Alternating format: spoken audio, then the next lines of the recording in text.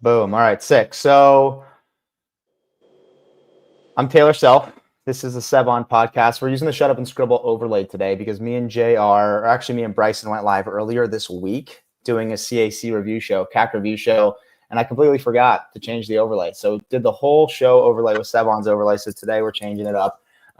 This is the How to Coach CrossFit series, basically what we've been doing. McCoy Turner, CrossFit Level 4, he's on the right.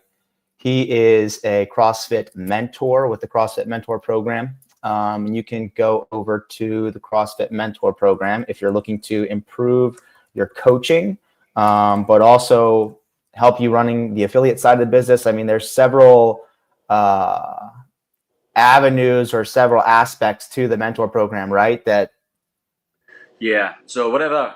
The great thing about the mentor program is it's not a cookie cutter, one size fits all, and you jump in wherever you jump in. It's like this is going to meet you where you're at. So it's going to be individualized to whatever you need, whether that's business mentorship, whether it's coaching mentorship, whether it's trying to attain further credentials and just increase your knowledge and things.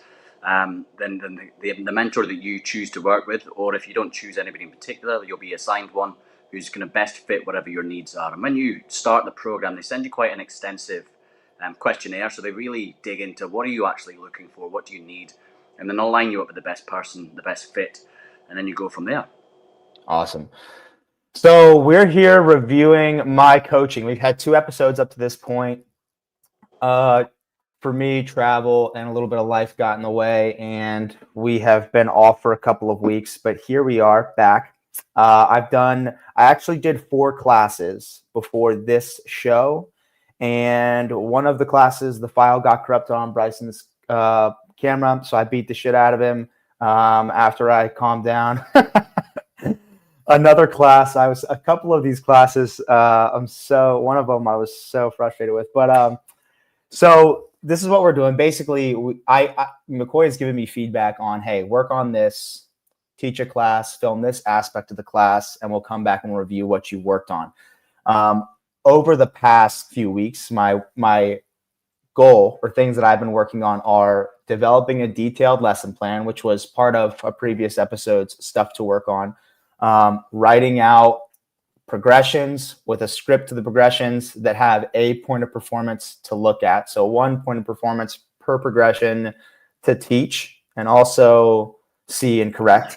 And then when giving cues, this was a big part of further feedback, was verbal cues and a visual cue per each sweep or progression. So if I'm seeing somebody, so I'm looking for a static fault or a cue to give in a static position, give 2 cues there, a cue in a dynamic phase, and then another, etc., which I really struggle with.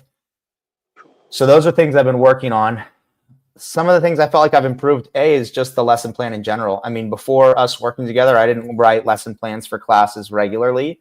So that's definitely new to me. And then I would say I'm getting a little better at adhering to that lesson plan. At first, it's like, okay, write a lesson plan.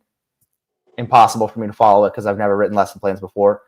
Then it's write a lesson plan and then adhere to it a bit better. And to be honest, I think that's where I'm at. And in a couple of these classes we're going to review today, I feel like there are areas where I've taken steps back or I took a step back, but overall, I think my attention to detail is better. I've also improved. There was one cue you gave me last video session where it was, hey, don't fill the dead. Like once you give somebody a cue, you have a chance to go back and say, hey, whatever person's name, great job with X cue, fixing it. For example, like, hey, sit back into your heels.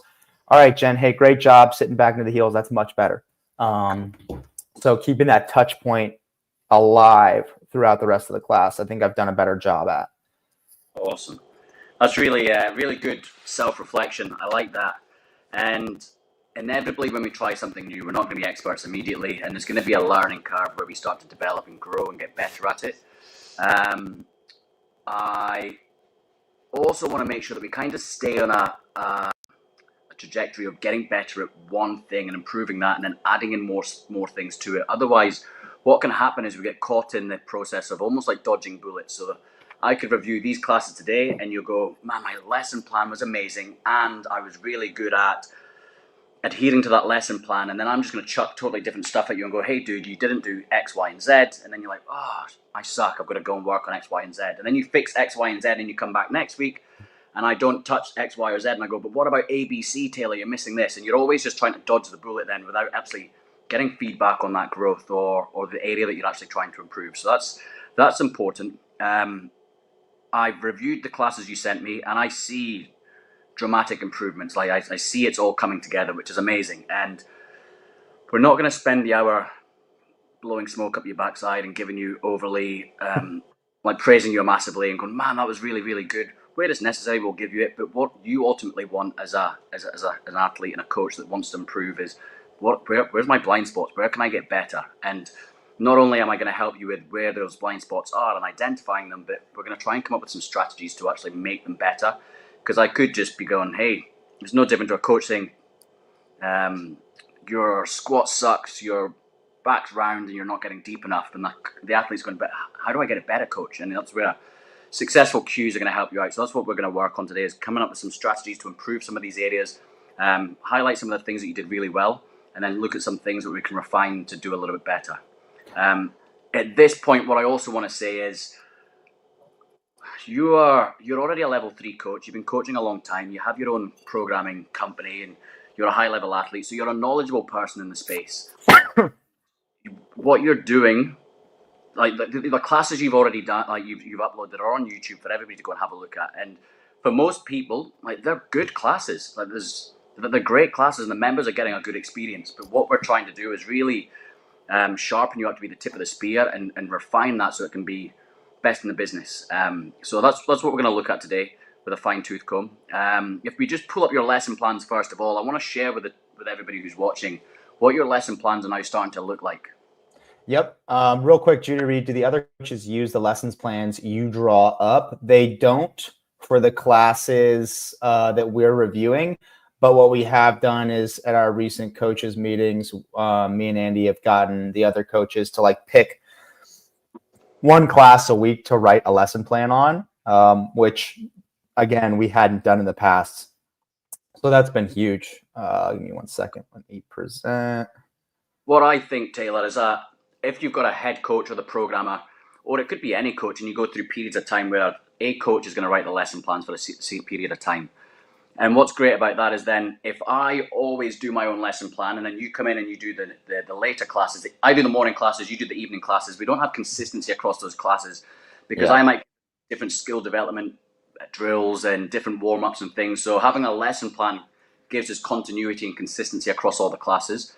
The other cool thing about it is if you go through a period of time where you write 2 weeks of lesson plans, then I write 2 weeks of lesson plans, then Bryson writes 2 weeks, is we've all got our own personal twists and flavors. So now I'm going to have to be challenged to use some of your warm-up drills, which perhaps I wouldn't usually use, and it's going to improve me as a coach. Like, man, I never do inchworms and scap pull-ups and whatever.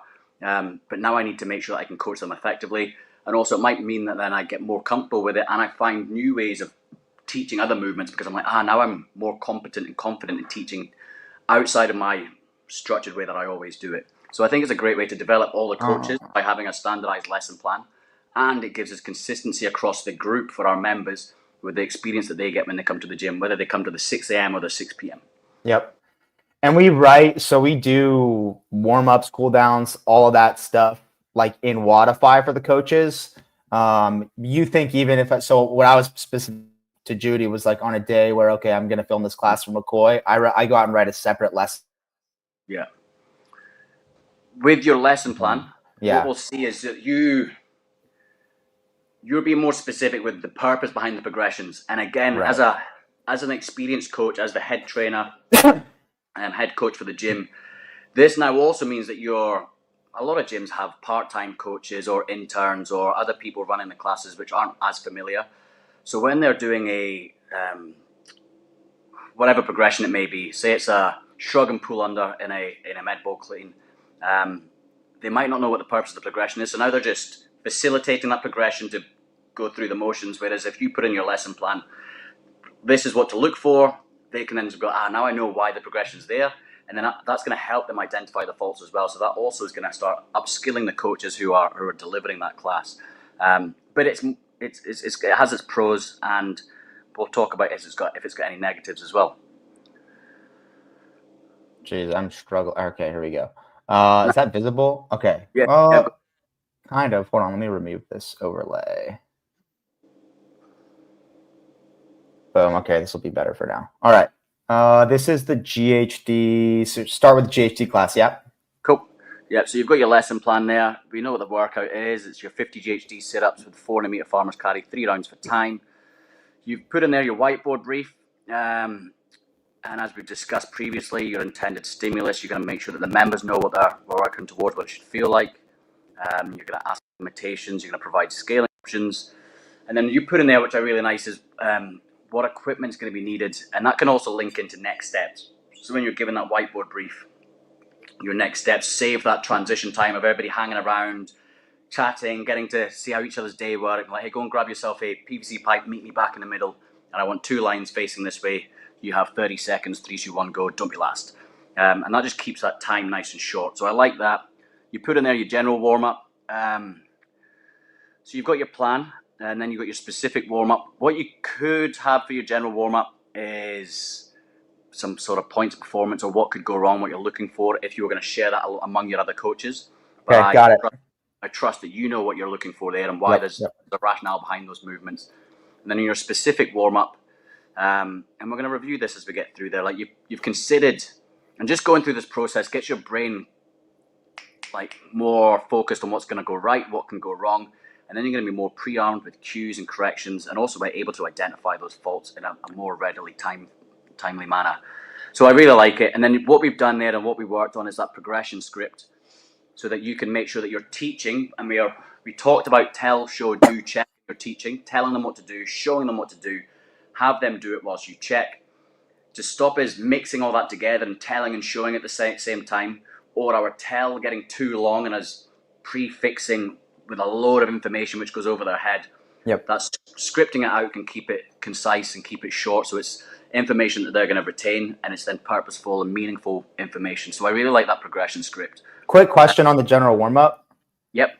So for something like a jumping jack and even the mountain climber, both of those, the intent is just getting the heart rate up. I mean, maybe loosening the hips up for the mountain climber and warming up your upper body a little bit for the jumping jacks.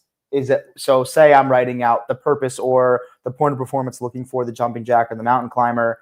Are you okay? That's the general, or that's really the main intent for me for this class, the jumping jack and the mountain climber. But would you even go further to attach, like, for the mountain climber, looking for an active shoulder in that high plank position, or potentially? But this is where you're writing that lesson plan just for you, and you know what you're looking for or your rationale behind it. Right. I like to think of the lesson plan as well as if I was driving to the gym and touch wood, I had an accident and I couldn't make it to the gym, and I had to call, hey, Taylor, I can't make it. Can you cover the class if you're at the box already? Like, yeah, I've got it. You can pick up that lesson plan and you can step straight in and you know exactly what you're doing and why. Doesn't matter whether you're a level 1 coach, level 4 coach, you know everything that's going to happen in that class and why it's going to happen. So that's where like putting more detail on the lesson plan can be beneficial. If your aim is just to raise the heart rate, like you can do that by playing rolling. You can do it by the pizza game with the ab mats. You can do it with jumping jacks, mountain climbers. Maybe you're not looking for anything in particular because you're just looking for raising the heart rate.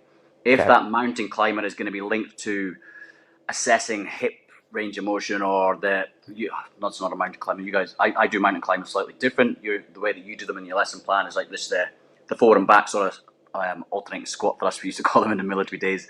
You can be looking for how dynamic are they on the toes, on the balls of the feet, or whatever it may be. If there's something that you think is going to link, you're going to gain some information that you can use later down the line because it links into the class, then I would maybe make a note of that and be like, that's why I chose that movement as a method to the madness. But if it's just, I'm going to do something to just get the heart rate up, and that could be like whatever, that could be the added thing you put on there if needs be. Okay.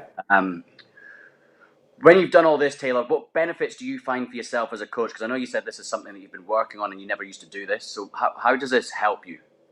Oh, it just it allows me to fall back onto something during the class. Not necessarily fall back onto something, but it just gives me a general.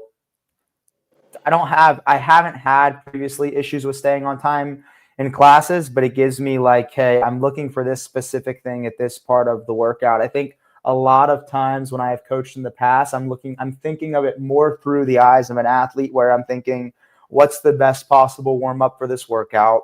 And not necessarily, okay, I'm not thinking of it as a coach, but I'm thinking through the athlete's eye, what's the best possible warm up? What's the best possible weight for this person to get the right workout? So things like that I have struggled less with, but then the teaching, seeing, correcting, and actually seeing exactly what I want to look for and making a correction on it have come a lot harder, and this makes that a lot easier.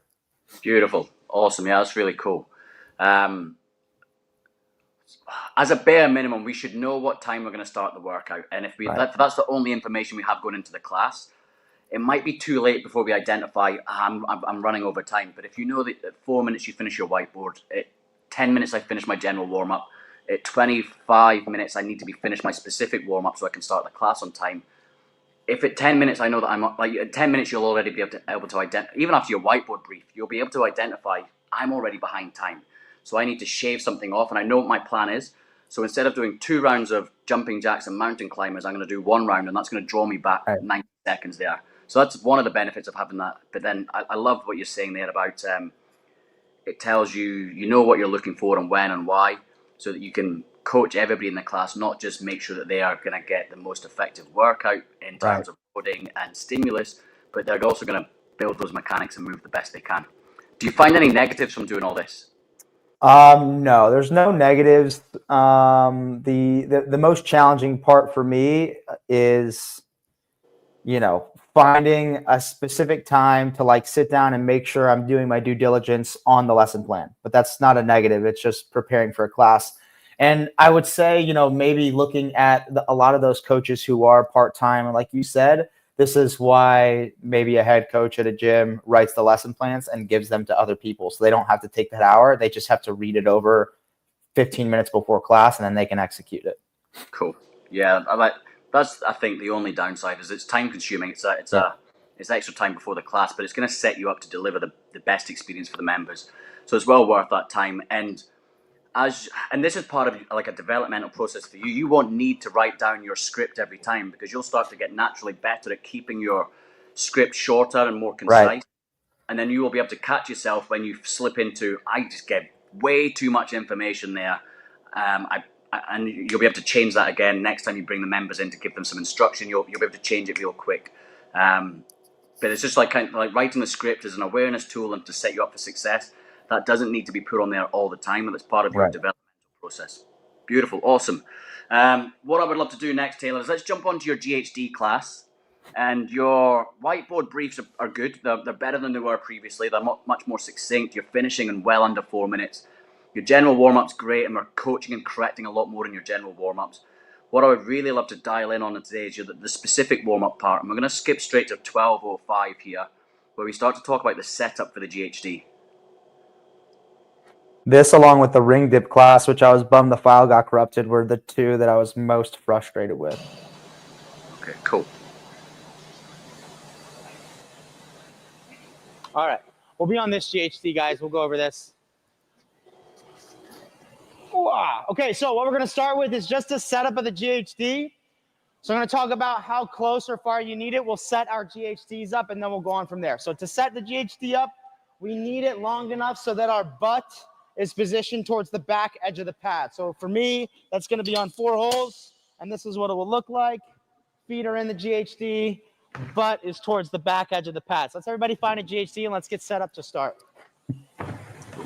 As I started the general warm-up in this class, this gentleman set his box and kettlebell up to do this workout right here. That's real world coaching. Yeah, for sure.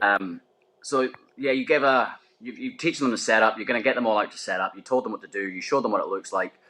So that it's easy for them to do it. They're now going to go and do, and as they're doing it, you're going around and checking. So far, so good. One thing I'm going to mention, though, my biggest pet peeve is coaches wearing Birkenstocks or flip-flops sandals. Class. And that's just my personal pet peeve. Is like, we're professional coaches, so we've got to look professional. Yeah, I knew when I coached this class that was you were going to say something too, and I forgot. And I forgot on my way to the gym, and I didn't have shoes with me, and Cool. no excuse for there. I was dumb. Let's stick the volume back on. I want you guys to think about it as literally squeezing your quads, trying to squeeze your quads. Sit up. So what we're going to do this, guys, just stand over here. Stand over here. Yeah, it's all good. All right, so what we're going to do this is we're just going to do a dip and drive. I'm going to say dip, you're going to dip. I'm going to say stand, and you're going to stand and squeeze your quads as hard as you can. So what I want you guys to think about is literally squeezing your quads, trying to flex the muscles as hard as possible. That's step one, okay? So is everybody ready? I'm going to say dip, you'll dip down. I'm going to say stand, and squeeze the knees straight. All right, ready? Dip, and stand, squeeze the quads as hard as you can, and relax. Okay, now dip, and stand, squeeze, Brian, squeeze. Squeeze harder, Carol, like you're trying to make them cramp. One more time, dip, and squeeze. Stay in your heels, everybody, and you're just doing that, okay? One more, dip, bend the knees more. Now squeeze. There you go. Okay, all right, so now we're gonna do the same thing just in the GHD. So positively, we've got a little progression in there where you're like, okay, I understand your rationale behind that progression. It's going to start teaching them to contract the quadriceps, which is going to pull them back up or initiate the change in direction on the GHD. This is where the beauty of having a plan is now you've written this plan, you've used this, and next time you go to teach this again, it might be a step you remove and go, actually, I didn't get any benefit from doing that. Or maybe you think that was awesome. It got me to use names, give everybody some sort of feedback. I'm going to keep that in. But if we don't have a plan, next time you teach the GHD, it's just going to be like, you've already said, I wasn't totally stoked with the way this went. But if you didn't have a plan, you couldn't really review it afterwards and change and adjust from there. The feedback I want to give you on that progression there is just use, and this is again where we can put it into our plan, is having more verbal cues or more cues, because the amount of times you said squeeze there, it's like if squeeze doesn't work, what can we deviate to? And it's just all that happened kept saying squeeze. What would be a different word I could use? You know, there's a language barrier with this group, our 7 p.m. class. A lot of them, it's like entirely Hispanic. So some speak English, some don't. And for the most part, I try to use, at least in this class, a lot of visual. And that was also why I wrote this extra step. Is I've taught this group with the GHD before, and for a few of them, the guy in the gray shirt, the guy in the blue shirt's newer, and then the guy in the green is newer. If I'm just sitting in the GHD and starting with that kind of core range, they don't know what straight knee is, what bent knee is, and I could show them, and they still aren't really getting it. Well, what should I have done differently, or what could I have done differently? A better progression for here, or just thoughts? So if we're sticking with that progression, basically what we're trying to do is think of another way that we can say squeeze or get to straighten the leg. And that's sort of one cue, right? Straighten the legs. Mm-hmm. I think of joints and I think of muscles. So what joints are moving to make that leg straight? Straighten your knee. Yeah, so straighten your knee, pull the knee back, pull your kneecap up towards your hips. So if I contract my quads, the knee comes up and then the quad contracts. So that's like three different ways there of saying how to straighten your legs. Yep. So now you've got squeeze, knees back, pull your knees up towards your hips. Straighten your legs, stand up tall. So we've got like 4 or 5 different cues there, just different ways to say it. And then you've got the visual cue as well. And it just allows you to shift a little bit quicker as you're saying that, so it's not just repetitive of squeeze. Cool. Let's move. Let's keep going from where we are till let's go from where we are. You there? Yeah. That was me. Sorry. Let's keep playing, buddy. From 14, whatever we're at, 14:10 onwards. So we're gonna sit in here. We'll start with our knees bent. I'm going to say go. We're going to squeeze the quads as hard as possible. Again, with the squeeze. This is what initiates the sit-up. So all we're practicing now. Look at the positioning there, Taylor. We're in the GHD. Look where everybody's standing. So that dude with the grey has got his back to you. Right. So what you did previously, I forgot to mention, is you brought everybody in and you got them in a position where they could all see you. Then you got them out to go and check their GHDs. Then you got them used to a position where you taught them that first progression. But you haven't pulled them back in to have a look to see exactly what's happening there. And then your instruction there was extended the legs in the GHD.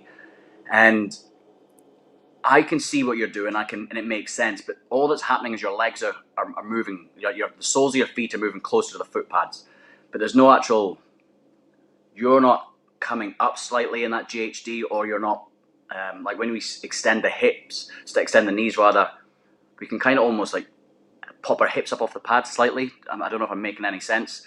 I've got the GHD set up behind me just to try and demo this for you. Can you see this GHD okay? Yeah, for sure. Let me minimize this other part of the screen and bring you back in. So kind of what you did is like you set them up, the butt's off the pad, the knees are bent, which is fantastic. And then you said, okay, what we're going to do is straighten the legs. And you straighten the legs, but they couldn't really see anything happening. There's only an inch or so of the movement of the knee. But if I was to straighten the legs and come and touch the pads, they start to see that's going to initiate the movement. Or if I pop my hips up so I get taller, it accentuates that. That's an aggressive extension of the knee, which is going to start generating that upwards movement. So your recommendation is for that part or for that particular progression, at least have them add in a touch of the foot pad, maybe an 1/8 range of motion sit up. So hang and extend the knees, then come forward and touch the foot pad. Yeah, because the reason I extend the knee is because I want to change direction. And you're going to see now what happens is because you didn't do that with your demonstration, you're going to see the two on the left-hand side. They actually straighten the legs and lean backwards, and then you have to go and correct them. So this would have eliminated that fault. So if we go back to the video and have a look at that.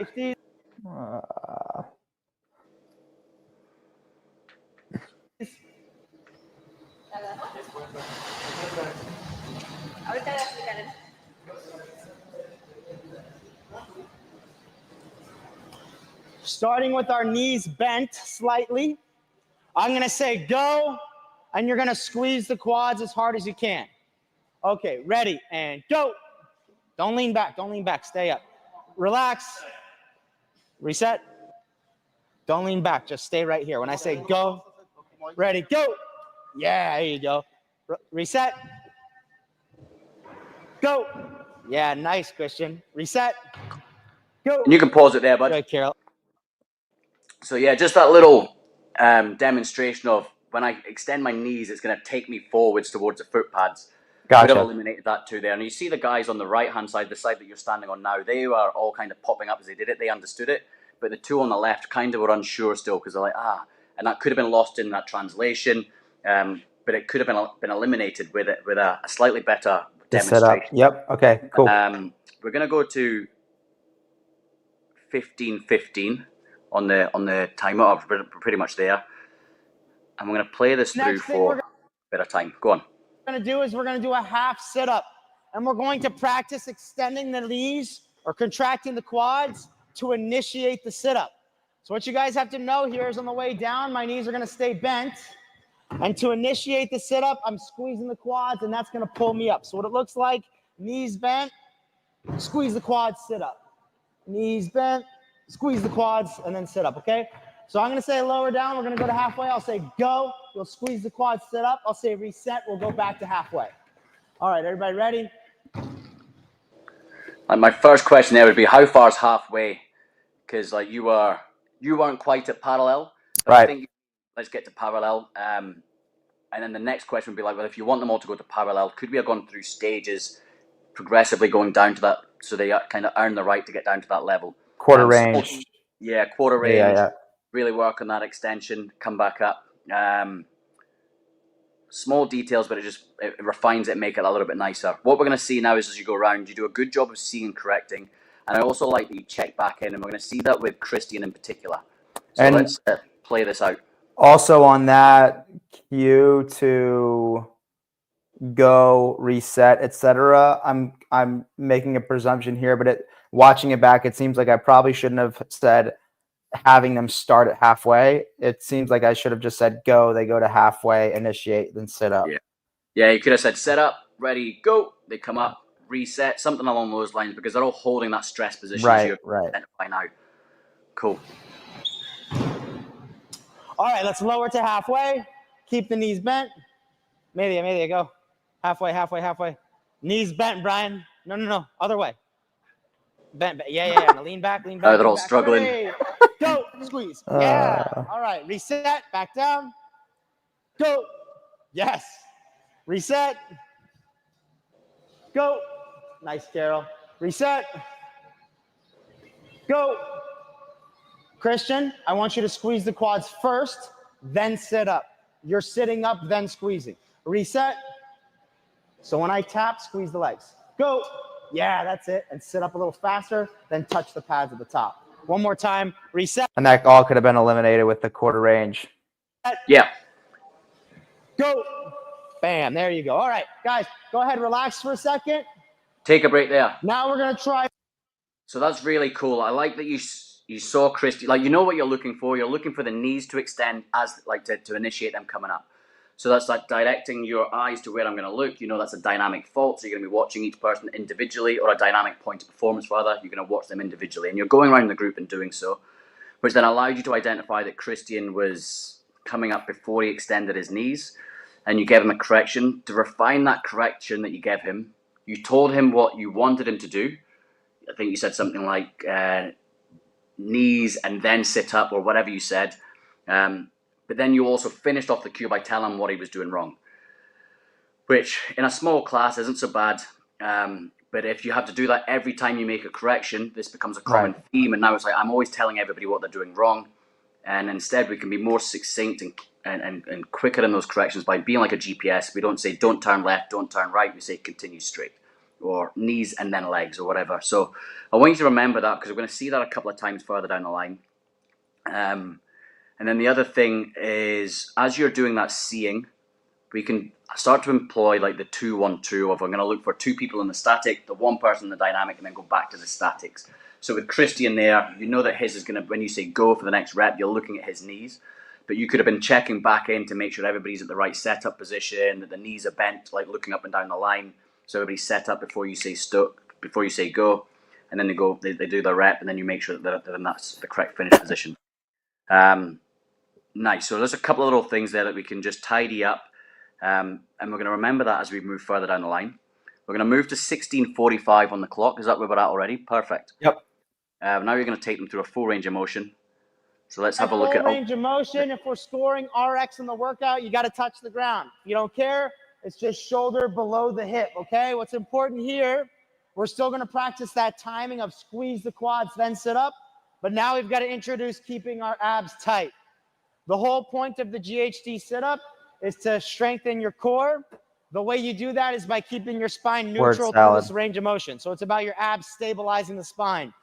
So what this will look like, we'll go shoulder beneath the hip, squeeze the quad, sit up. And I need to go, there we go. Or touch the ground. So let's get into our machine. I'll say go. We'll do a rep. Pause just a second, Taylor. So you already said that's a word salad. You're saying quite a lot. You've already mentioned to me there's a little bit of a language barrier in this class. We could have made that shorter with the tell, but you're telling them, you're trying to get across the right information. I don't want the spine to move. As we lean back further and more dynamically, I don't want to leave the shoulders behind as I start to extend back up and go into hyperextension essentially. So you know what you're teaching them, which then should tell you, I know where you're going to, like, you know where you're going to look on these next reps. But as you're talking through every single repetition as you're going through that, it's not really clear how far, what range of motion they should be moving through, because you did like one to parallel-ish, one shoulders below, then one to full range of motion as you're talking through each one. The other thing that this is going to make unsure or unclear for them is, when do they go? What is your command? Do they start at the bottom because they just started at halfway? So now do they start at the bottom? Do I stop at the top? Like what's happening? And if you could have said it's going to look like this, ready and go, come up and done a rep, ready and go, done a rep. They know exactly what's going to happen. And again, we could have progressed them down through that range of motion. Let's play it out and have a look to see what see what it looks like. Starting tall on the machine in a seated position. When I say go, full repetition. Start with the knees relaxed. Relax knees. Ready, go. Guys, when I say go, you just do a full rep. Yeah. Okay, sit up, sit up, sit up, sit up, sit up, sit up. First thing you do is squeeze the quads, okay? All right, ready, go, down, and squats. Yeah, there you go. And go. Great job, Christian. And go. Nice, Evelyn, great quads. And go. Good. Okay. All right. Let's relax. What we're And going to do take a now, break. we're going to grab the dumbbell. So we saw how that played out. Is like guys get stuck at the bottom, and when you, as a coach, like now you're aware of this, you'll be reviewing that in your head at the moment and going, "That's my fault, not theirs." And next class, I'm going to be a little bit more clear, or next progression, I'm going to be more clear in my delivery, and you'll be able to make those changes now on the fly because you'll catch yourself making these little faults and mistakes. You knew that you were teaching them to make sure they have a stable or neutral spine as they come up, and that particularly in that change of direction, which is going to be, is that static or dynamic? Dynamic watching. Yeah, it's dynamic watching. So that tells me now, well, if I need to make sure that everybody's doing that, I need to see, I can only see one person at a time effectively in that dynamic point of performance. So now when I get to the full movement, I need to be doing more than I did previously of my progressions. Right. And you did 5 reps there total, but you've got 6 people in the class. So that tells us you can't confirm that everybody now has the right movement ready to go into that workout. They've got the appropriate level of complexity for them, because now it's like, well, he's taught me full range of motion, so I'm just going to go to full range of motion, but I haven't had feedback on, am I performing it correctly? So again, these are little things to refine to make us get to just a level up a little bit more. Cool. Any questions, queries, concerns regarding that GHD specific warm-up? No, not at all. That was good. Cool. So the things I want you to bear in mind from this are those, instead of telling them what to do wrong or what they're doing wrong, we're going to try and tell them what you want them to do, give them the correction. And then that 2-1-2 seeing, looking for 2 or more people in static positions. That could even be one person if we don't feel comfortable, but trying to look for more people in the static, one person with that dynamic point of performance, and then we can scan the group again in that dynamic. And that's going to allow you to start providing more cues and more feedback. Beautiful. Let's move on to the overhead squat, please, dude. And again, here with this overhead squat, you did a great job. There's a lot, like your tell, show, do, check is way better than it was previously. Your teaching strategy is really good. And you're giving way more cues than you have done in previous classes. A lot of them are in static positions, but that's natural, that's normal, is because we have more time in natural and we can scan the group. So it's indicative that we're going to be able to see more, so then we can correct more in those static positions. We're going to go straight to 1650. I'm going to run it through squat. for the overhead squat, please. Yeah.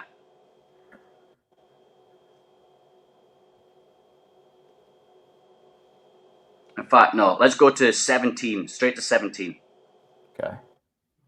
Sorry, I got to get through an ad. No problem. 1650 is fine. It's only 10 seconds. We'll see your teaching as well. So yeah, 1650 is good. We'll go from there. For some air squats. So we're going to get in our squat position. I just want you guys to focus on getting as deep as you can and keeping your chest nice and upright. So deep as you can go, and then standing. I'm going to say squat, you'll squat. I'll say stand, we'll stand. Ready. Squat position. And squat. And stand. Squat. Stand. Great depth, Nick. Squat. Push those knees out, Mike.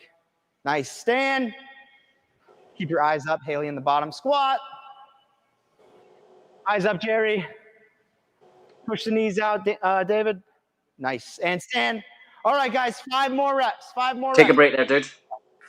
Cool. So that a little couple of anything that you picked up there that you thought was good, or you'd like to do differently, or you think I'm going to talk about? I didn't give any dynamic cues. This guy, Mike, is not only needs to push his knees out, but he needs to pull his chest up or lift his chest up. And it seemed like I just used the first 2 reps. Like I wasn't ready to see. After 2 reps, I started to register information. I was like, okay, I can give these cues. But before that, it's like the first 2 reps were almost like a primer and wasted for me. Yeah, nice. Beautiful. So a lot of one of the main things I'm going to give you after all of this session is going to be like coach more. We need to be coaching more and giving more cues and more corrections. And those first 2 reps aren't like, we've got to be ready from the go. Right.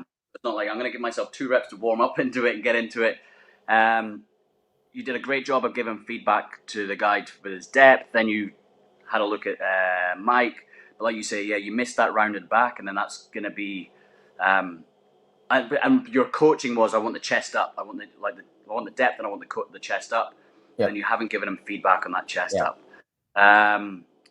What's cool though is you've told him about his knees out, and I don't know if you consciously logged this, but then if we're not going to do it right now, but minute 24, we see him squat again, and you reinforce, hey, Mike, remember, push those knees out. And this is that sort of thing, like next level coaching is I can start to remember these little cues and corrections that I've given all these people. So now when I see Mike squat, whether it's later in that class or it's in 2 weeks' time, I know that his knees are going to fall in, and I already know where I'm going to look for his main point of performance, or I know his chest is going to fall, and I know where I'm going to, like, how to give him corrections. So I'm not looking at that person move as if it's the first time I've seen them every single time, and I'm trying to find a fault. It's like I already know what to look for because I've cued it and I've seen it 100 times before. Nice, dude. I'm not going to watch this, but between like the next 2 minutes, 17:50 to 19:40, you do a good job. You provide like 9 cues in that 2 minutes, but there's a lot of like downtime and periods where you're like I think somebody comes in late, you write their name on the whiteboard, you move, I think his name's Jerome, you move his kit out of the way because then you're going to move on to some squat therapy and stuff. And you're giving cues, but we could be coaching more. And that's going to be like one of your main things is just trying to give everybody cues. And that's where if I remember, I've told Mike to put his knees out. When I see him again next time, I've got something to say to him. I can say, hey, great job with those knees out, Mike. Or I can now add in, hey, raise the chest up as well, Mike. That's going to make that even better. So it's going to allow you to keep giving more and more feedback and more cues. Happy, dude? Any questions? No, that's good. I want you to skip to minute 21, please. We're going to go for a minute from 21 to 22. 21 even? 21, yeah, 21.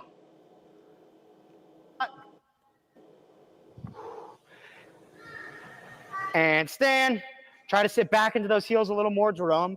Nick, on the way down, same thing. I want you to sit back into your hips more. Really feel it in your heels on the way down. Squat. Push those knees out, Tyler. There you go. Chest up as much as you can. Squeeze the butt. Stand. Squat. Chest up more, Drew. There. Squeeze the abs. Stand. Great squat, Mike. Squat. A little lower, Sonny. Nice. Stand. Take a little breather. Squat. Eyes up, Danny. Chest up as much as you can. Squeeze your abs. Stand. Doing good. Almost there, you guys. Take a break. Nice. So we're going up and down the line and we're giving lots of cues and lots of feedback, which is great. And this is what I mean is like for the most part, it looks really, really good, but we want to make it that little bit better. And you started off with sit back a little bit more, Jerome. Nick on the way down, really feel it in your heels. And then you did the next repetition and you never checked back in or give them any more feedback. And that's like this common theme as you went through that whole minute there of going up and down the line. Is you're firing out lots of cues and giving people feedback, but we don't know if it's effective or not because we haven't checked back in. And that's just, again, going to refine that process. And you can tie that into your statics and dynamics seeing. So then it can be like, okay, at the bottom, I need to look back and make sure that Jerome is back in his heels, and I need to make sure that Nick is also in his heels as well. But I'm going to watch on the dynamic portion, I'm going to watch a different participant to make sure they send the hips back and down because that's a dynamic line of action. Ready and squat, they send their hips back and down. Great line of action, Mike. Then you check back in on Jerome and Nick. Jerome, wiggle the toes a bit more, sit back a little bit better. That's it, that's your position. Nick, great job, and stands. So now that next repetition, I've added 3 cues, and 2 of those were checking back in on something I saw previously. And then I just rinse and repeat and do that along as I go up and down the line. So it's from the level 1, we talk about Wicker. Watch the people move, identify a fault. Once I've identified a fault, I'm going to give a cue. And then I need to check the next rep to make sure that that cue's made sense. And if it hasn't made sense or made any difference, I'm going to give them another cue, check, cue, check, cue, check. And I can get stuck there for a while trying to make some change. Once I do make that change, then I'm going to acknowledge that change. Hell yeah, that's better, great job. And then I rinse and repeat with more and more athletes. Happy, Taylor? Yeah. Nice. We're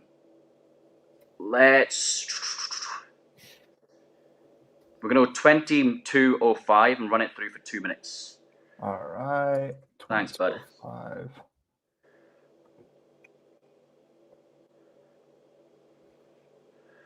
Now we're done on the wall. You guys killed it. All right, now we're going to be on the PVC pipe. We're going to do some PVC overhead squats together. What I want you guys to focus on now, what we're adding on to the air squat and that wall squat is the overhead position. What's going to be really important today is keeping the barbell balanced over the frontal plane. Essentially what that means is if you're looking at me from profile, it's splitting the center point of my body throughout the full range of motion of the movement. So at no point is the bar forward or behind. That would be a bad thing. So with the PVC pipe, we're going to have a nice wide grip. I want you guys to focus on allowing the bar to travel backwards slightly as you descend into the squat.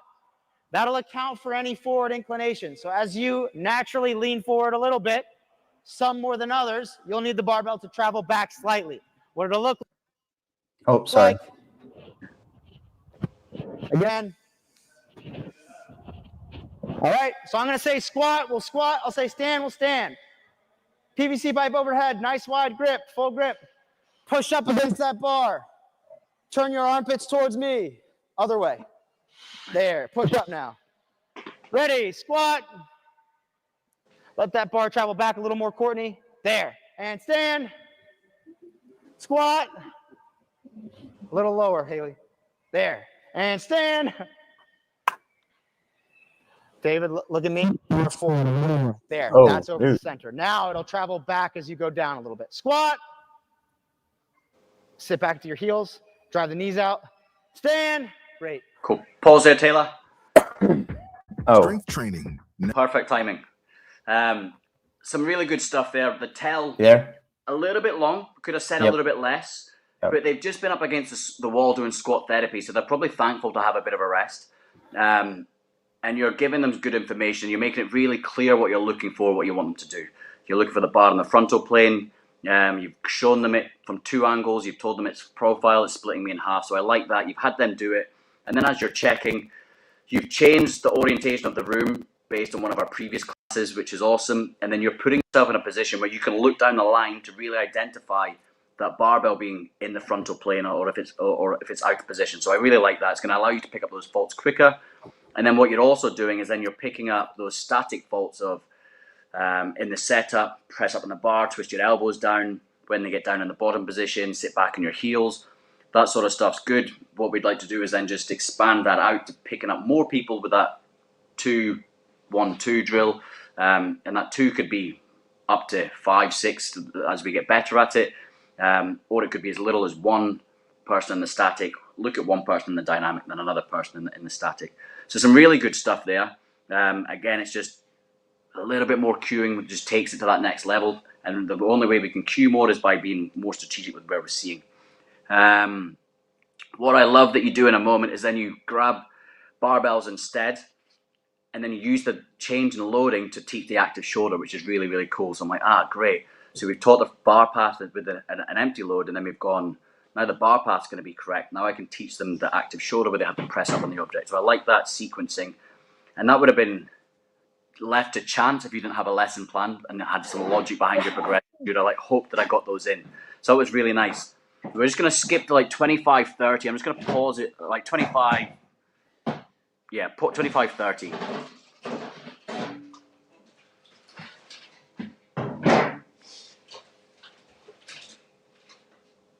Boom. Ready? Yeah, go for it. And squat. Squeeze those abs, Sonny. Push the knees out. Stand. Squat. Stand. Boom. Squat. And pause it there for me, dude. Sit back. So this position here is for me as a coach, this is my worst, not my worst nightmare. There's a lot more things that are worse.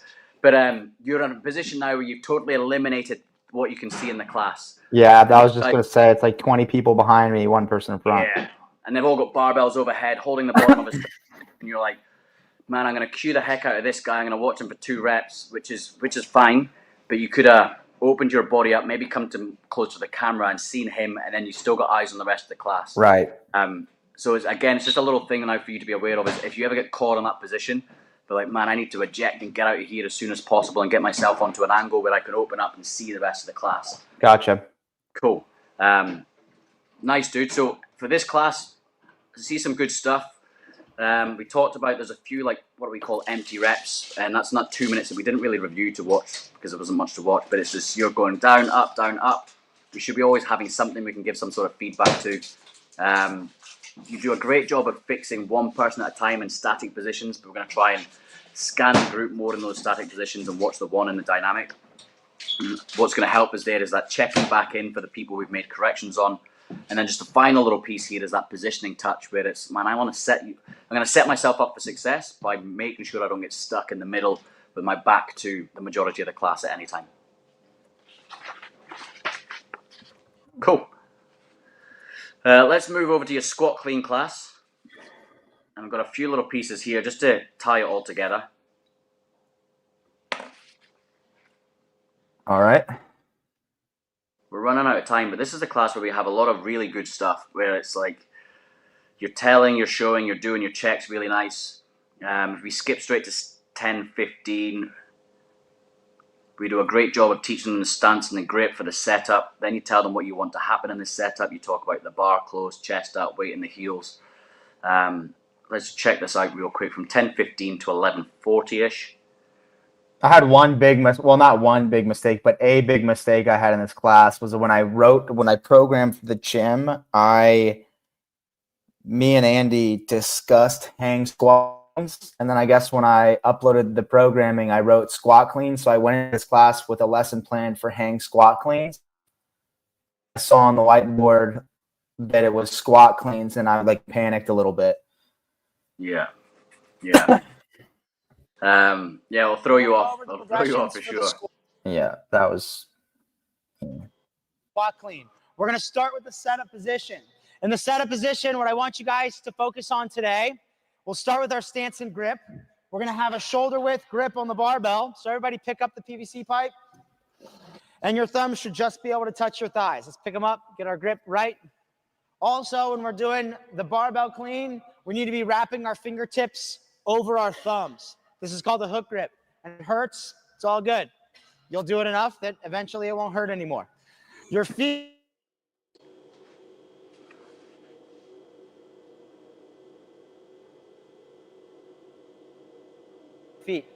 In the setup position, I want you guys to focus on keeping the barbell close to your body, keeping your chest up and your weight slightly in the heels. So watch me. So we've done a tell. This is Just your like show. That, all right, let's go to our setup position and hold it. Now they're going to do it. Tilt your butt up a little more. There. That's great. Chest up now. Joshua, a little lower. And push the knees out. Good. Hold that. Great. Looking good, Martine. Good, Victor. Pull the barbell close, like tension, Carol. Into your shins tight. Tilt your butt up. Butt up. Butt up. More. There. Hold that. Hold it. Eyes up below. And stand. Relax. Okay. Good. And take a break. Pause there, Taylor. What do you think, dude? They just held that for a really long time. Yeah, I held it for a little too long. General rule of thumb I have for myself is if I'm holding them longer than 3 seconds, I need to be a little bit quicker. I try and go, okay, I'm going to hold you for 3 seconds. If it's going to be longer, I try and let them know beforehand. And then if I've just held them too long like that, then I'll maybe say something to be a little bit more empathetic, or make a joke of it. But what you're going to see, in fact, we'll skip straight to it now. So if you go straight to minute, where have I put it, 17, we're going to see the same thing play out. And it just makes it harder for you to coach because you start losing people as they're going through. So go straight to 17. We'll come back again in a second. But now they've already learned he's going to be holding me for a long time. Maybe I'm going to wait a little moment before I get in that setup position because I don't want to be down there too soon. I'm going to wait for everybody else to get down there. So now we'll lose a couple of seconds getting everybody into the setup, and then you maybe lose people as they come up. And we'll see that in this minute 17. So just play from here, please, dude. Volume. The thing about traveling Jeez. with your kids. You need to upgrade your subscription. Dude, you can't get out of that. It's Sit back into your monetized. heels, Yanni. Elbows up, knees out, and stand. In the bottom, Martine, I want your knees out more. Guys, don't jump up. Drop. Drop into the bottom. Ready, go. So again, don't do this. Do this. Yeah. Yanni. Aside from that's one thing I have to work on so much. I'm just gonna have to untrain that is that telling them what not to do, and I'll even go so far as to tell other coaches not to do that. So I really have to work on that. But aside from that, I added this drop squat in place of just the standard front squat, and it's part of the progression. What are your thoughts on that? I was getting a little crazy when I was writing it out, and I was like, I just want to try this. What are your thoughts on it? I don't know. I guess it makes it really easy. I thought it would make it really easy to teach speed under the bar, which I guess in the CrossFit clean progressions would come when you're teaching the hang clean. But even then, I'm still focusing on, hey, hip extension first, then speed under the bar. And I felt like this would give me an opportunity to teach speed under the bar by itself, speed into the bottom. And I liked it, but also I'm not a level 4 and I want to know if it's stupid. There's no right way or wrong way. If the progression has a purpose and it achieves the aim, then awesome. And you've tried it. Did it work? Did it achieve the aim? Cool. Could you have got them from like in the med ball clean where we shrug and we hold, or we shrug and pull under? Could that have got that achieved the aim there potentially? But it's like, what's the purpose? Am I working on being able to land in that solid position, which I think is what you taught them there, is I want to land the solid squat mechanics. You could teach them or tell them what are solid squat mechanics if you haven't done so already. But I like it to, particularly if you're going to do like a move with the feet as well, so from narrow to squat stance, I think it's a great progression. But again, it's like, what is the lesson plan? How much time have you got to teach? Am I doing squat cleans mixed in with a variety of other movements that I need to teach, which are going to take a long time? So maybe I need to make my progressions less and shorter. But if you've got the time and you can get benefit from it and you think it gets people to land dynamically in a good receiving position, keep it in there. Okay. So would you, I just want to, now I need a yes or no question from you. Would you have kept it in here in this class? Man, That's a no. No, it's not a no. It's not a no. I wasn't looking at I wasn't assessing the class from a perspective of were the progressions necessary and whether they're the right progressions. I was looking at it more so of, is he employing tell, show, do, check? Is he checking back in? Is he using GPS style cues? So from my viewpoint as I was watching it, I couldn't care less really what the progressions were at this stage. I was like looking at the actual coaching of the progressions. If I was looking at the whole thing as the best delivery of a class, as like an evaluation of the class, then I would be assessing, were these progressions the most relevant? Did he utilize the progressions effectively? But ultimately, I could take 4, 5, 10 different people to coach the same class, and they could all use different progressions. And it's not a case of what was the best progressions or the best progressions rather. So were they effective or were they not effective? You had a purpose behind the progression and it seemed effective. So there's nothing wrong with it.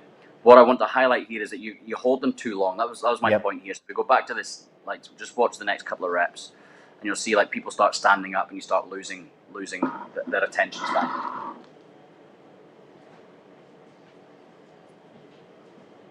The knees out and stand. Go. Lower, lower, lower, lower. Knees out.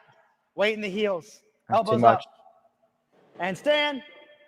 One more, you guys. Come on. Now find that position. Don't make me take you there. Find that position. Go.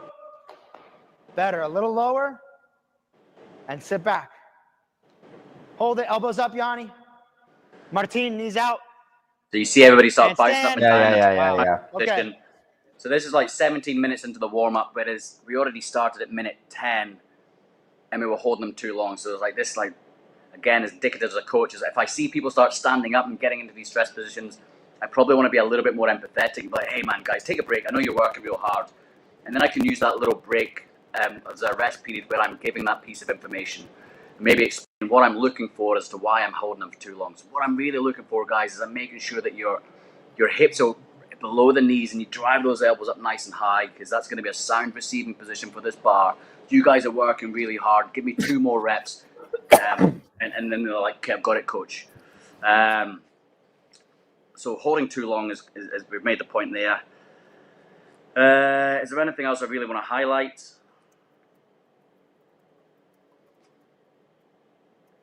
You do a couple of good jobs here of like checking back in. Let's go to minute 16. We're going to see, go to 12:10. We're going to go 12:10 for a minute and 20 seconds. Wow, another ad getting crushed.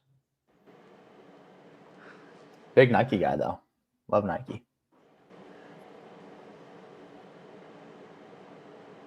Lifting the barbell to mid-thigh.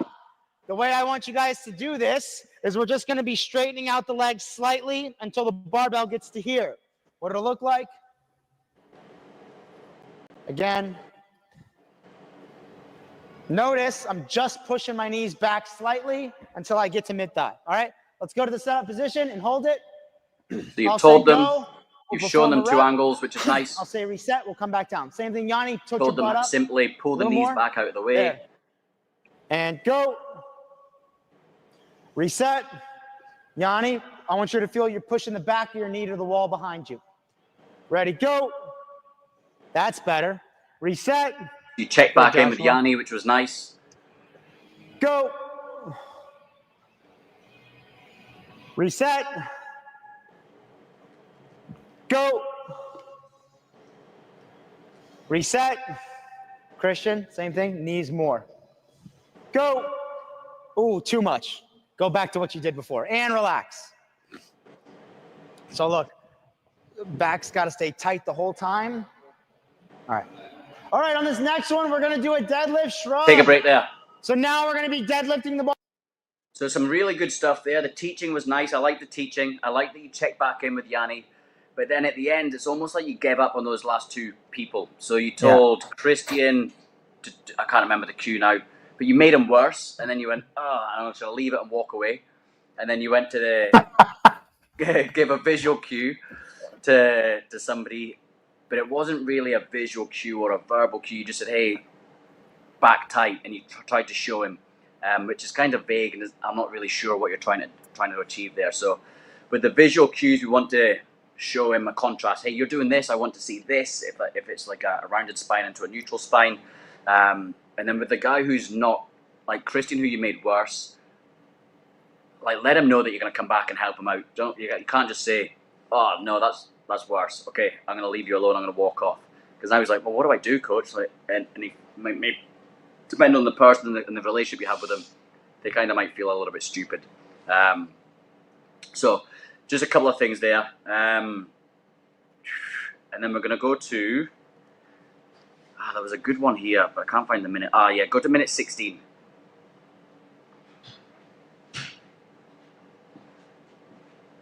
I think this is Yanni. All right. You're bending the arms early. I want you to stand, then elbows. Hips, then arms. Reset, one more. And go. Still bending early. All right, now we're going to do some squatting. Same thing. So this guy's having a hard time. You've like told him, hey, you're pulling early. You haven't really given him a correction. Then he makes the fault again. You go, you're still bending early. And he's like, help me out, coach. Tell me what to do. So he's having a bit of a rough session. I don't know if he's annoyed you or something, but we've got to coach him more effectively by giving him some actionable cues. And it can, if you're stuck in that moment, or you've got to get to your next progression because you've repped them out, you can just let them know, hey, we're not quite there yet. I'm going to come back. I'm going to help you out in just a moment. That's what I know. Go on. I was going to say that's what I need to do a better job of, because I came back to him later in the class and I fixed that and we celebrated it. Yeah. In the moment, I'm like, fuck, I've done 5 reps at this progression and I didn't fix it on that rep, but I know I have to move on to the timeline. And I was catching, so that's one thing I didn't catch, was just that, it's still bad. Instead, I could say, I'm going to come back and we're going to fix that, which is definitely a lot better. And I also caught myself maybe in this class or another class is like, and I've never done this before. I don't know why, just out of all of a sudden develop this stupid habit of seeing a fault and going, ooh. I'm like, whoa, I've never done that before, but I caught myself doing it. And it was, yeah. That can be almost like a bit of not shock factor, but just what's my most effective, you're overanalyzing, what's my most effective way to make this a correction, correct this now. And you're not going to correct everybody the first time with the first cue you give them. and you're maybe going to exhaust all your cues and be like, this isn't getting better. I'm kind of feel stuck, and I'm on my timeline. There's nothing wrong with letting them know we're not quite there yet. I'm going to come back to you. Keep working on that. A visual cue is really nice. Like, hey, what I'm seeing is I'm seeing this, but what I want to see is this. Keep trying, and I come back to you. And you know what it's like yourself as well. Sometimes if I'm learning a new skill and I've got somebody overseeing every repetition I do, I feel nervous and I maybe make mistakes, and I feel that paralysis by analysis. But if you let me just feel it out for a few reps, when you come back and 5-10 reps later, I've had a chance to just, with no pressure, figure it out for myself. So don't walk past it and just be like, I'm going to leave that alone. Make them know, make sure that they know it's not quite where you want it to be, but you're going to come back and you're going to help them, reassure them that that's what you're there for. You're going to coach them and get them to move better. This is an interesting, real quick, Sean Lenderman, early arm bend as wrong is so outdated. And I've heard the argument, right, if you begin the pull with a slight early arm bend and you don't initiate it halfway through the exercise, it's not as less efficient as people make it out to be. And then he goes on to say, I guess for teaching the masses, you'd want to avoid actually coaching the early arm bend. And I completely disagree. I see the early arm bend as something where, like, hey, if Rich Froning's doing an early arm bend and he's got a 380 clean, is that worth me spending my time on? Maybe not. But for Hoel, where he is not using his legs at all and he pulls the bar off the floor and bends his elbows halfway up, that's definitely something that should be coached. Wrong, right? I feel like maybe you and Sean are saying the same thing. I'm not sure. Can you pull his comment back up? Yeah, so like I would agree with that. And that class isn't full of Rich Fronings. And what I mean by that is the people that are making that fault by bending the arms early, they're not doing it because they're trying to be more efficient or it's how they build tension through the load that they're pulling off the floor. They're doing it because it's a lack of awareness. Right. So our job is to coach them better kinesthetic awareness to move better. And then it's easier then for me to tweak a more advanced athlete to get an extra 5 pounds on a PR lift and utilizing whatever style of Olympic weightlifting I want to use for that individual to achieve the aim, than it is for, like, that's a different demographic that we're talking about. So when we're talking about our beginners, we want to try and keep the cues simple and effective for them to achieve the movement successfully and keep them safe. Keep them safe with mechanics, consistency, intensity, and those intricate details of when do they bend the arms. Like if it's an awareness thing and they can't change it, an example I often use for that awareness piece is you'll have so many athletes that once you teach them to push jerk, they can no longer push press in a workout because they've just lost that sound hip function in their mind. But like, man, every time I go overhead now, I've got a jerk. And it's like, you should have the awareness to be able to interchange between any of those movements at a moment's notice because your body awareness is so good. And I don't know if I'm making sense, but that's what I'm trying to get across there is you're fixing that person who's pulling early with the arms because they have a lack of awareness and they don't really understand why they're pulling early with the arms. They're just gripping and ripping as opposed to somebody who's doing it to try and optimize the weight that they can lift for a competition. Right. Cool. We're going to finish off with a positive piece, dude. We're going to go to minute 22.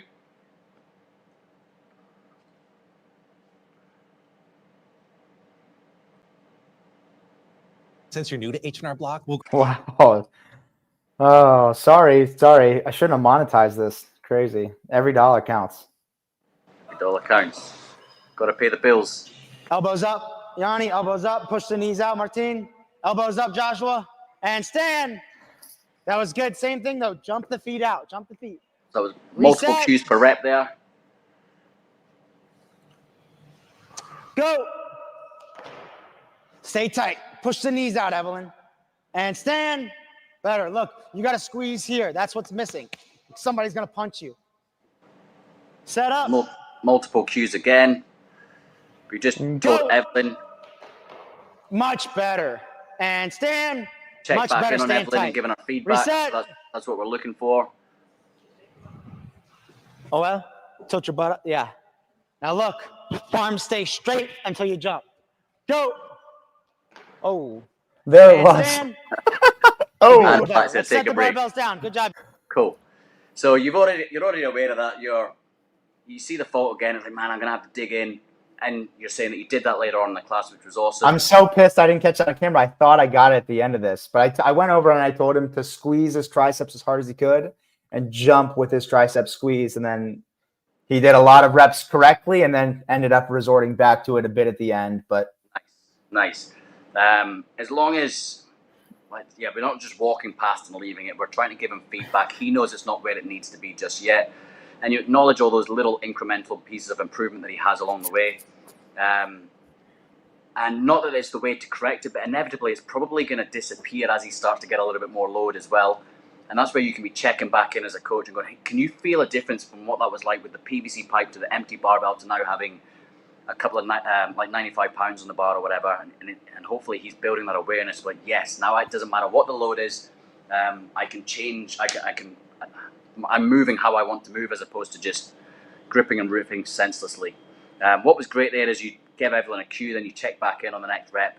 So that's that checking back in, and also you were giving multiple cues per reps in the static positions. So this is what I want you to really work on: is like coach. Like you can't over cue. So like just giving more cues per repetition, but you'll be tired after you've coached a class because you're like, man, I'm on it. I'm just every time somebody moves, I'm picking up information, I'm picking up data points, I'm predicting what their movement's going to look like further down the line. Then I'm going to check back in. I'm remembering what faults they've made previously, so now I can give them cues later down the line, so on and so forth. But it means that every time they're moving, you're able to provide some sort of feedback, and you're going to multiply that across the group, because in static positions, you're scanning and giving feedback to multiples. In those dynamic positions, you're really focusing your eye on that one person with that dynamic point of performance that you're looking for. Whew, happy, Taylor? yeah, that was great, man. Thank you. A lot of information there. Yeah. Do you have the ability to send these notes that you have over to me? Of course I do. Okay. Of course I do. We're going to recap it real quick now, though. So big ticket items for you. We talked about positioning. That's an easy win. You're aware of that already. It's like, don't get stuck in the middle. Don't get stuck with your back behind to multiple people. So what I want you to work on is making sure that we cueing more by employing that dynamics and static seeing, or static seeing, looking for multiples, and then looking for that one dynamic piece. So that's that 2-1-2 drill we talked about. So that's your first area for improvement. Coupled with that, to help that out, that's going to help improve, is also making sure that we're checking back in with people. And if we're checking back in by employing Wicker, it's going to be inevitable then that you're going to cue more than one person.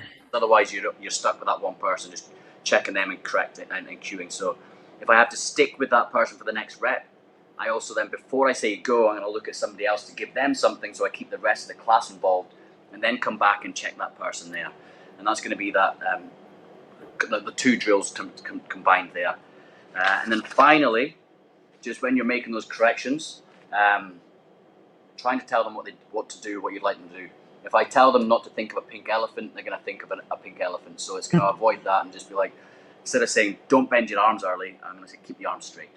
And you'll catch yourself when you do that. And all of these things, you're going to identify when you do it wrong. But then you can just be like, next time I bring them in, or next time I talk, I'm going to switch that slightly. And you'll be kicking yourself when you feel yourself do it, but you'll also be able to build that awareness, so then you can change it and alter it and progress down the line. Any questions, queries, feedback? No, that's a lot of good stuff to work on. So looking forward to implementing that. Nice.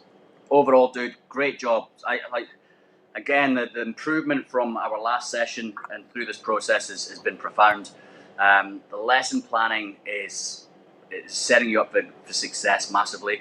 I know it's a little bit more time consuming, but it's definitely setting you up for success. Your teaching is a lot more succinct. You're utilizing that tell, show, do, check, and it really pays off when you implement it. And now it's just refining the seeing and correcting part on top of that. So putting the lesson plan into action, and then coaching in real time. And that's what we practice on the shop floor. Hell yeah, dude. Thank you, bro. Cool. All right, buddy. I'll send you that stuff over, and we'll catch up next week. Awesome. See you, dude. Have a good one. Thanks. Bye. Wow, it's just me. It's just me, bitches. Okay, real quick. What do I do here? Okay, here we go. All right, real quick, guys, just before you leave, this sponsor right down here, High Ground Beef Chips, insane. You guys got to go buy some of that shit. It's the craziest stuff ever. I'm just going to address some comments here. Sean Lenderman getting all hard up and hard as a rock over James Townsend, selling himself short in the clean. Bro, Sean, James Townsend's clean technique is actually not great. He is an ex-NFL player with the most obscene power. Probably, like, I don't know anyone in the CrossFit space that has the able to produce force in a short burst the way he does. It's absolutely fucking nuts. But his clean technique is not good, and it's not even great. I would say it's good enough for a CrossFitter. So your argument of what about X or what about X?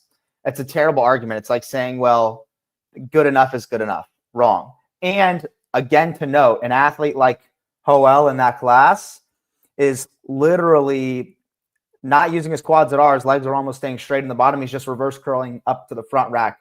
And if you're trying to communicate that shouldn't be addressed, wild. So get out of here, bro. Judy Reed says, I'm the Yanni. I don't believe that. Yanni's a great guy. He's newer. He just came out of Foundations. What else? This is a good comment. Rich is not an Olympic lifter. He's a CrossFitter. He was strong enough that he could work on his weaknesses for sure.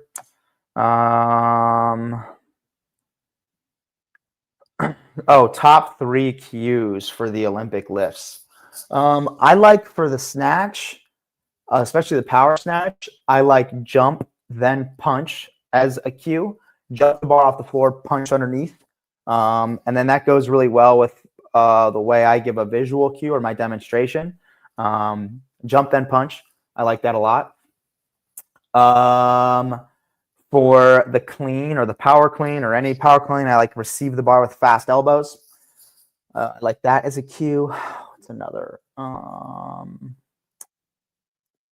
guess another really simple one would be hips first, then arms. And you could use that for the clean or the snatch. You're going to jump with the legs, extend your hips, then you use your arms to follow the bar overhead for the snatch or to receive in the front rack position for the clean. So jump, then punch, receive the bar with fast elbows, hips, then arms. I like those 3. Yeah. So it's good to see you guys here. Still alive. Didn't die last Saturday. Almost got canceled, but we're still here. And we'll see you guys later this week for Kill Taylor. Oh, we've got some exciting things. We are thinking about doing a Kill Taylor episode where it is just for first responders, fire, EMT, police. And I don't do a workout, but we program a workout. And basically you have to be a police officer or a firefighter or whatever. And you get to call in whoever has the fastest time. We pay $500. So we're thinking about doing like a bonus episode of something like that. Let us know what you guys think about that in the comments. Or just do a live. When Sevon goes live today, call his phone number and tell him what you think about that. Are you thinking of doing a train with Taylor? It's not going to be a train with Taylor. We're going to do like a Sentinel camp, like a Sentinel athlete camp, Sentinel summer camp, something like that. Maybe we won't. Maybe we'll open it up to more people than just Sentinel athletes, but it'll probably be a cap of like 12 to 15 people total. And it would just be like a weekend thing, like Saturday, 9 a.m. to 5 p.m., Sunday, 9 a.m. to 5 p.m., something like that. It's not going to be invite. It's going to be like probably we put out like a Google form or sign up, and that way we can screen people so that serial killers and pedos don't come to my house. You know? Cool. All right, guys. Deuces. Veterans, yes. Probably, I think that too. We haven't fully fleshed the thought out. Maybe not veterans, though, but active duty. Trish will definitely not be there. Trish, you could never, there's no way you could possibly pass the screening process, okay? No fucking way. No. See, this is where it gets out of hand. Teachers, mailmen, fucking road workers. No. Cops, firefighters, active duty military, maybe. But I think the idea was first just cops versus firefighters. That's what we want to do.